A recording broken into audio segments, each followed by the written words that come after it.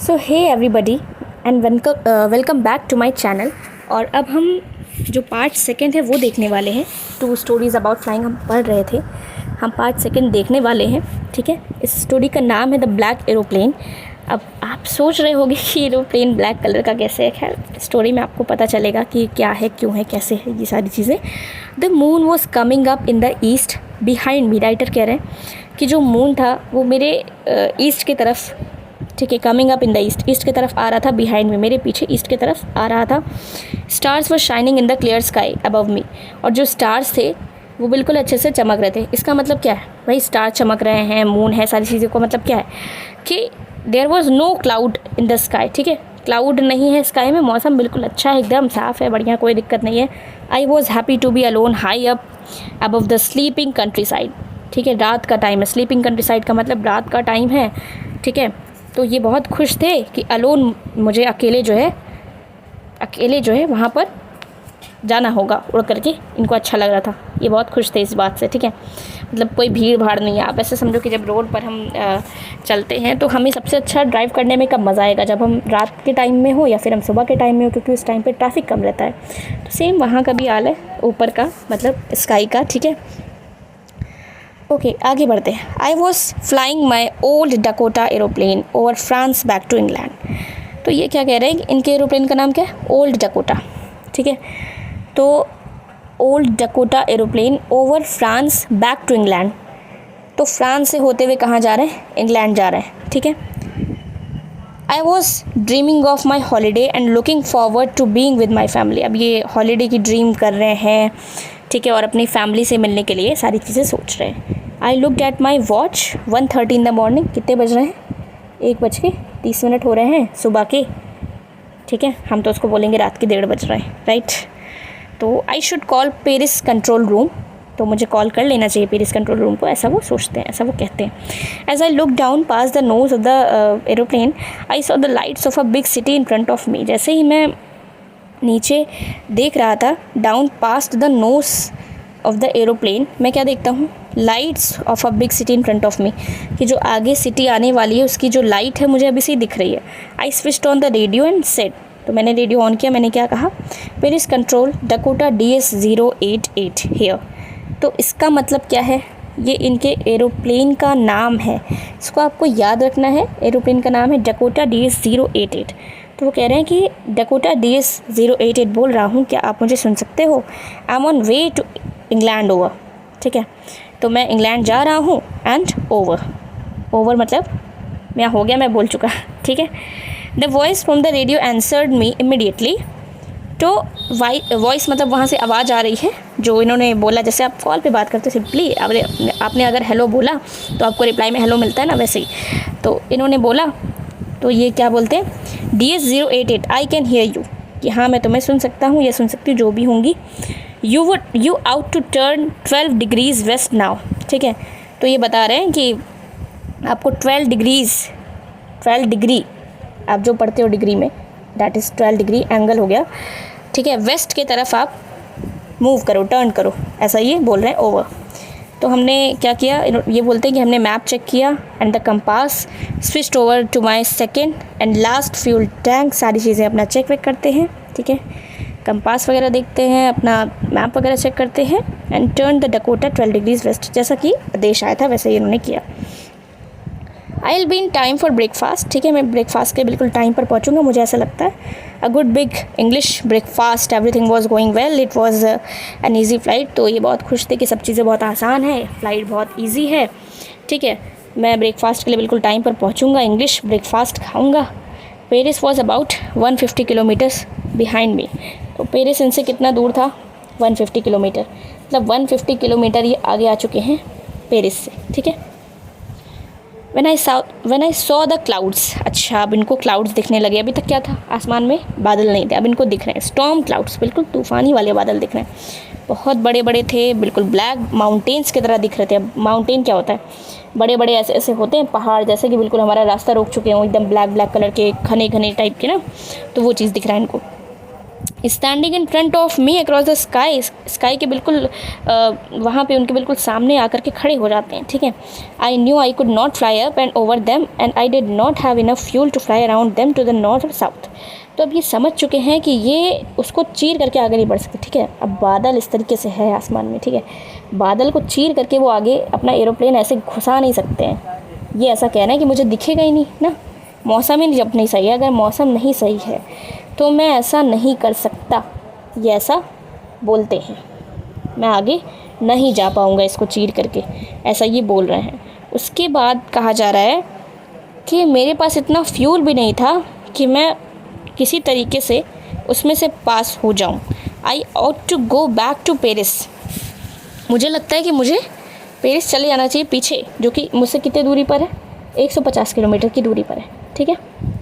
उसके बाद कहा जा रहा है आई थॉट, ठीक है, but I wanted to get home, I wanted that breakfast, लेकिन मुझे घर जाना था, वो ब्रेकफास्ट जो है मुझे चाहिए था, तो आई टेक द रिस्क, ये ऐसा सोचते कि मैं जो है रिस्क लेता हूँ। अब सोचो कि ये एरोप्लेन में अकेले तो होंगे नहीं, कई सारे लोग होंगे ना, पर फिर भी ये कह रहे हैं कि ये रिस्क लेंगे।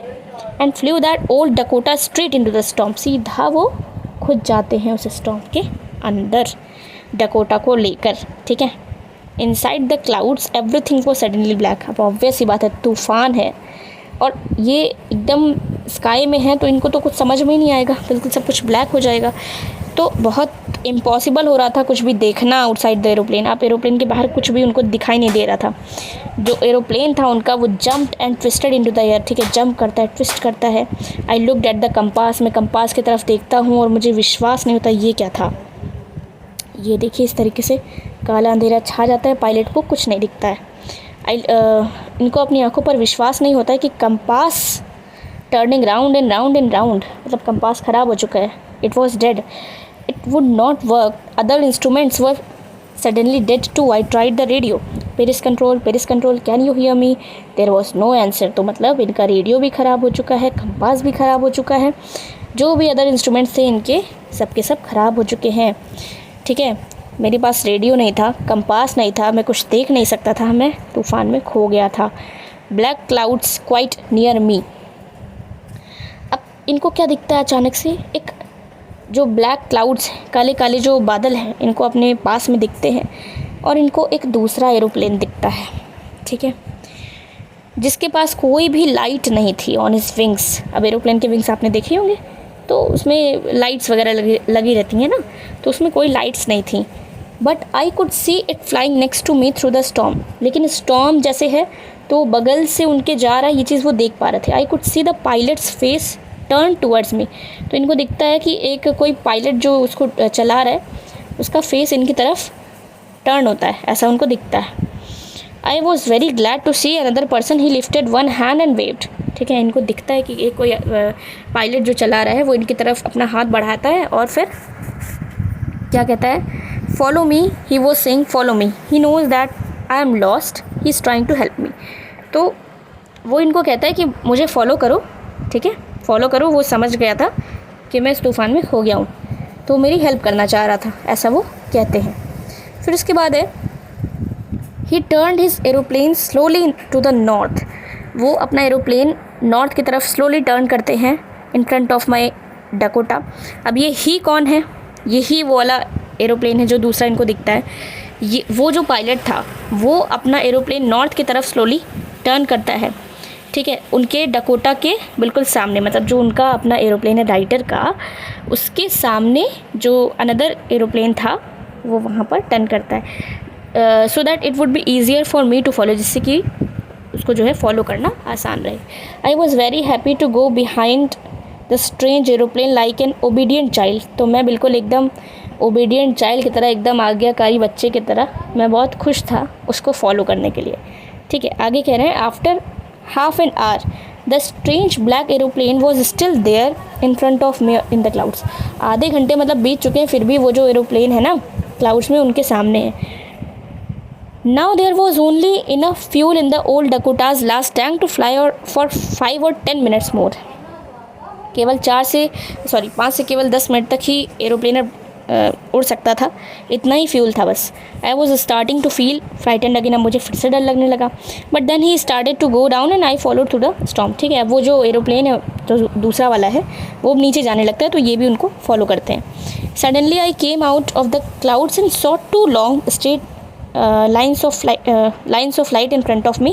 It was runaway an airport. I was safe. I turned to look for my friend black aeroplane, but the sky was empty. There was nothing there. तो क्या होता है कि अब ये बता रहे हैं कि वहाँ पर मुझे एकदम से मुझे दिखता है कि मैं एकदम सेफ़ हो चुका हूँ। मुझे एक एयरपोर्ट दिखता है, लाइट्स दिखती हैं, तो मुझे एयरपोर्ट समझ में आता है कि मैं बिल्कुल सेफ़ हूँ।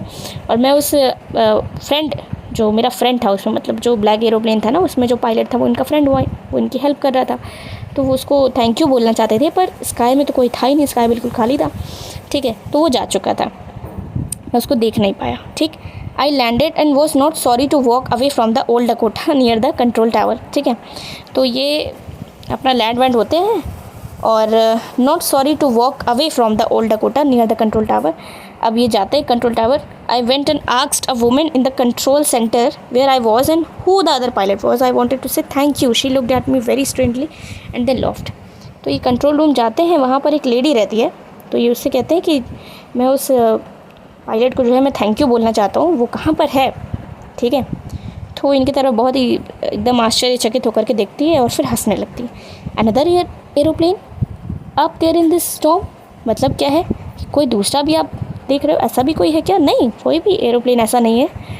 Yours was the only one I could C on the radar, कि केवल मैं आपका ही एरोप्लेन देख सकती हूँ, आज तो किसी का एरोप्लेन आया ही नहीं। और ठीक है, so who helped me to arrive there safely without a compass or a radio and without any more fuel in my tanks? Who was the pilot on the strange black aeroplane flying in the storm without lights? अब उनके मन में भाई सवाल आएंगे ही obviously, तो इनके मन में भी सवाल आता ही है कि कौन मेरी हेल्प किया, किसने मुझे बचाया, बिना कंपास के, बिना किसी चीज़ के मैं कैसे आ गया उस चीज़ से बाहर। तो ये थी आपकी स्टोरी, और आपने इसमें क्या सीखा आप ज़रूर बताएं। वैसे मुझे तो लगता है कि ये तो वाकई बहुत ही अमेजिंग स्टोरी थी, क्योंकि राइटर रिस्क ले लेते हैं सिर्फ अपने इंग्लिश ब्रेकफास्ट के लिए, अपनी फैमिली से मिलने के लिए। ठीक है, तो ये थी आपकी स्टोरी। आई होप आपने कुछ सीखा होगा and thank you so much.